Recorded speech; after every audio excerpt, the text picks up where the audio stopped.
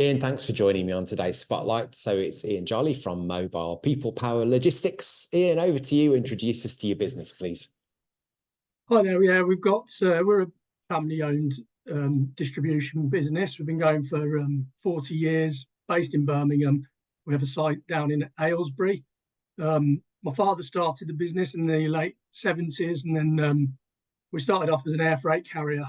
I got involved with the business about 10 years ago, and then was looking to change direction, trying to find a new niche for the company, and then met my business partner, Matthew Marriott, who joined the company from a large European distribution company, Hellman Worldwide.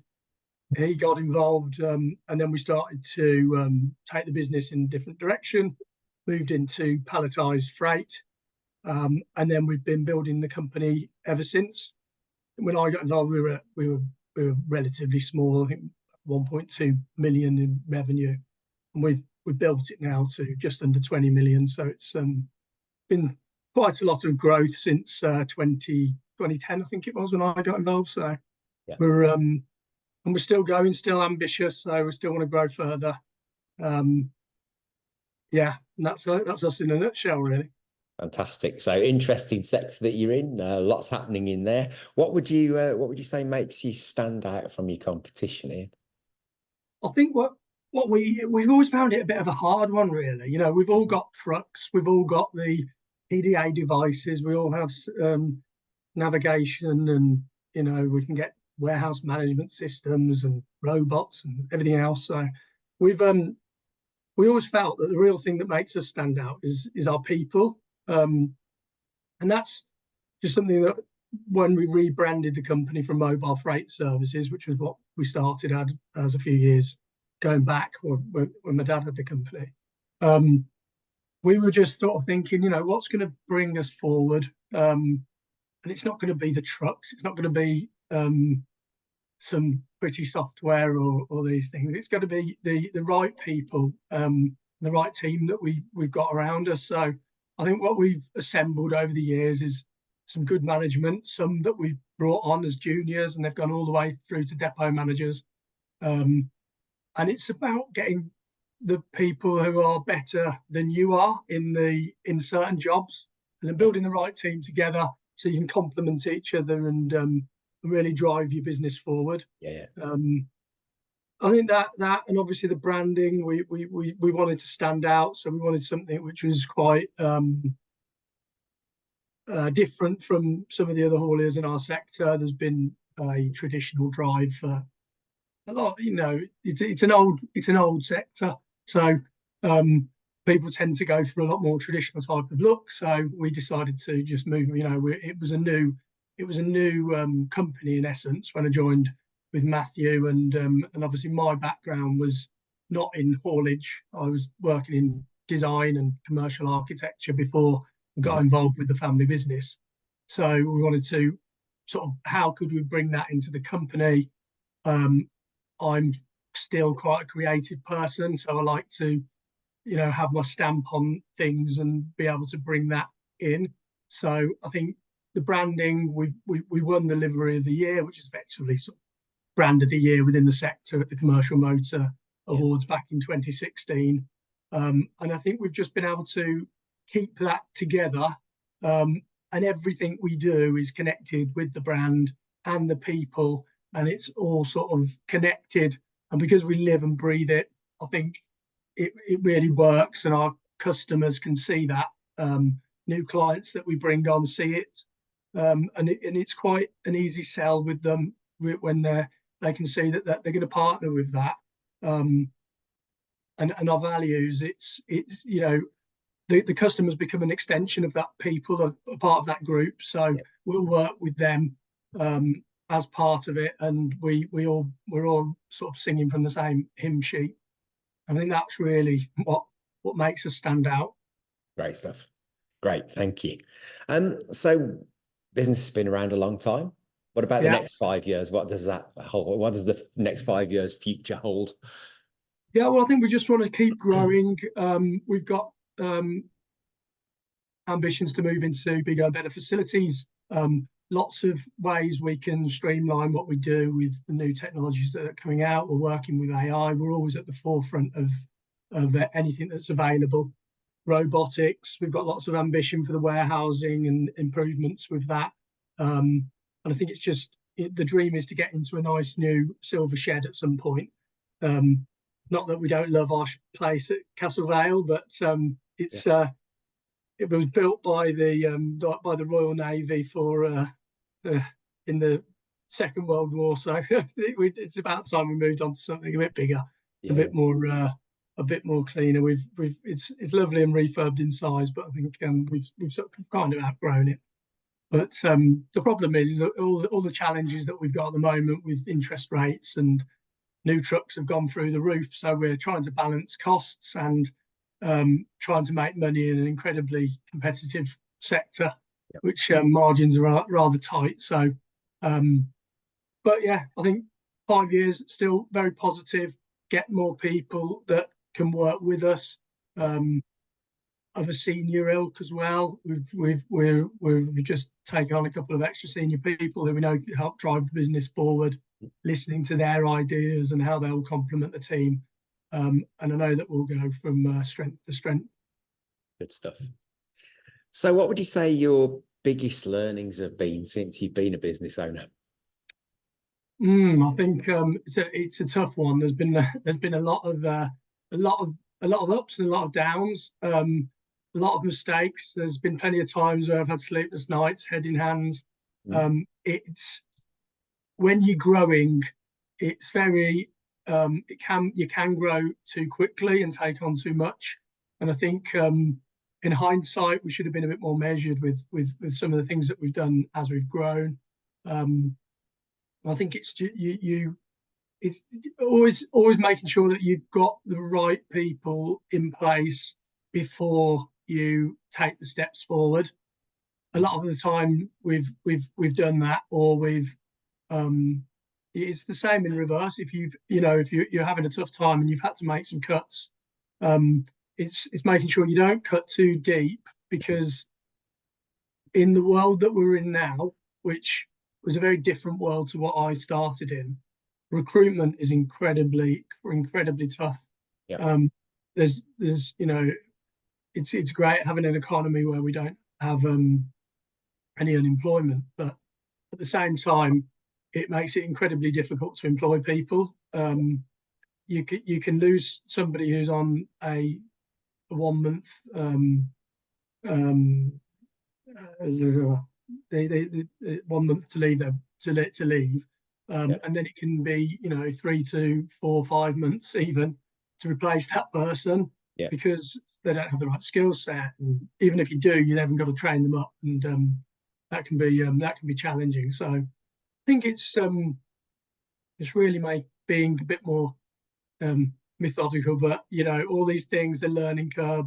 Every time I waste a lot of money on something with business and what we do in business, I always look at it. That was an investment. It's think of it as education. It's you won't make the mistake again. And you have to learn from it. And as long as you can look at it like that, and you can afford to do that, you can build for the future, because you come out of these darker points in your business life much stronger on the other side, and much more capable of dealing with it the next time. Very true. Yeah, good philosophy. Thank you. What about biggest challenge? What's the biggest challenge you've had to overcome in your time? I think it would have to be COVID. Definitely, the COVID period for us was just it was topsy-turvy. It went from being no volume to the largest spike in volume the UK sector has ever seen, and it was just incredibly challenging to manage. We had a driver shortage at the same time, which had been going on for the last 10 years before that, and then that was the final straw with it, really. And it just trying to magic trucks and drivers up out of thin air to to work on, we're contracted to deliver the freight no matter what. And the problem is when the freight keeps coming, but you can't get the staff to actually deliver it. Yeah. It was incredibly challenging. We couldn't have people working from home, so obviously we were more exposed to catching COVID as well. So we were all catching it. The drivers were catching it. So we had people isolating, and it wouldn't be one at a time, would it? You because they'd pass it between two or three of them. So then you're trying to get people to come and replace them, but the agency staff, they're all having the same problem. So it was an incredibly challenging couple of years, which I think we're dealing with a different type of settling of the dust, so to speak, now, with people who had overstocked and things back then. So I think the challenge is now it's moved on to really is challenging where the volume is going to come back to, and overcapacity in the market, warehousing space. There's a lot of empty warehouses simply because people overstocked and everybody invested because our customers were demanding it, and we want to do the best for our clients. We weren't as exposed as some, but you expand to get extra space, and then the orders dry up for the clients. They use their stock up, and then supply chains are restored globally, and now it's people are not storing in the UK at the volume that they were. So it's been such a topsy-turvy few years. I don't think there's ever been anything quite like it. And I look back at some of the challenges that we had before that. They're quite easy to manage in respect with what's gone on. Yeah, absolutely. Yeah, interesting times, that's for sure. Yeah, we saw plenty of that.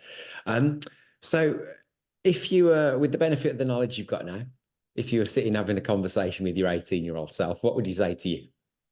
Work harder at school. Go and work in finance in the city. No. Yeah, I don't. I think I'd just be. I think it'd be more just make sure that you're patient, and a lot of the time you overthink things and you can overanalyze things, and I'm definitely guilty of it with being influenced by others sometimes, and you sometimes it's your gut feeling in the first instance that was the right thing to do. Yeah.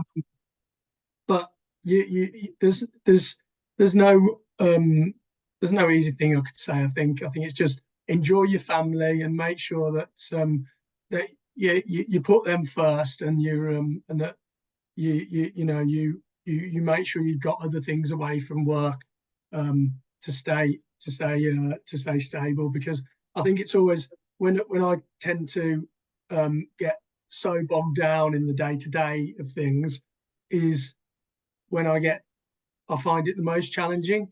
If I can step away from it, even during those periods, it just gives you that little reset, just to clear your mind, get involved with a sport that you can just lose an hour with, that makes you not think about anything else. Yeah. I'm not somebody who can sort of meditate or do these things. I've tried to do them, but can't clear my mind.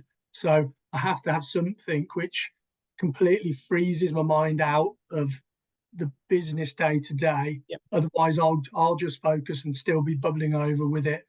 It never really leaves me. So it's those moments really, which are the only moments that I have to really just to clear it. And I think just making sure that I drilled that into myself, whereas sometimes I've kind of strayed away from it a little bit myself. I'm saying it like I know what I'm doing, but it's I know in essence, but putting it into practice it can be a lot more difficult than actually doing it. Yeah, that's true enough. Yes, absolutely. And if you had to take all your experience and isolate one piece of advice that you give to the other business owners watching this, what would it be? It's about people, and I'll reiterate what I said at the start. Really, you don't have to be the best at everything within your business. You just got to admit that you're not the best at certain things, and not try to patch everything yourself. Mhm. Get the right team around you, employ better people than you are in your areas. It doesn't mean that you're any worse, and you shouldn't think that, but you just, because everybody has their strengths for things. I have many weaknesses, especially administration and things. But what I am good is I'm incredibly positive, and I'm good in a very stressful situations. You need that as a business leader to be able to pull the team together and drive them forward. Yeah. Sometimes Yeah. you can be the most intelligent person in the world, brilliant at one thing, but when it comes to an incredible amount of pressure, it can be too much for people to handle, and that you need a balanced team who can work together, appreciate each other, to drive your business forward. Yeah. Yeah. Great point. Thank you. So in terms of the next steps, then your contact details, website, etc., will be sitting below this video, so everybody can access you that way. Is that the best way into you to find out more about how you might be able to help?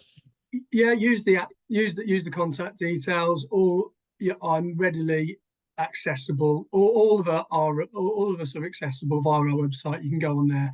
All our email links are on there anyway. But catch me on LinkedIn or any other socials. I'm on pretty much all of them, so you'll be able to.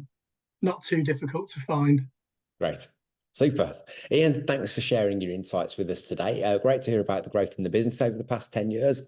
But obviously, the best of luck with the next 5 years of aspirations and finding your new shiny tin shed. And yeah, good to see you today. Thanks, Andy. See you. Cheers.